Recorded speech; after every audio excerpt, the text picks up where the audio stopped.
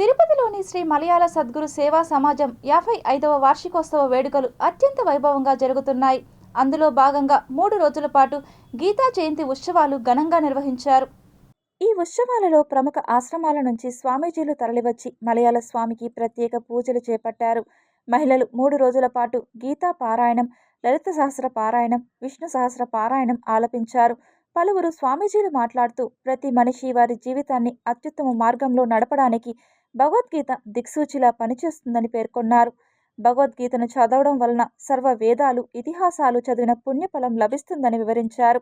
ఈ కార్యక్రమంలో శ్రీ శ్రీ శ్రీ విద్యానందగిరి స్వామి, సంపూర్ణానంద స్వామి, సర్వ ఆత్మానంద స్వామి, అవధాని ఆముదాల మురళి, హేమంత్ కుమార్ స్వామి, పుత్తూరు స్వామి, రాయలసీమ రంగస్థలి చైర్మన్ గుండాల గోపీనాథ్ రెడ్డి తదితరులు పాల్గొన్నారు.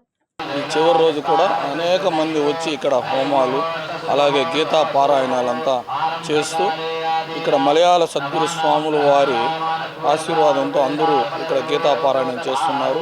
ప్రతి ఒక్కరూ వచ్చి భగవద్గీతని చదవండి. దానిలోని అర్థం తెలుసుకుంటే మనం అందరూ మంచి మార్గాన్ని ఎంచుకుంటాము. అందువల్ల ప్రతి ఒక్కరూ వచ్చి ఈ మలయాళ సద్గురు సేవా సమితిలో ఈ రోజుతో సమాప్తం అవుతుంది.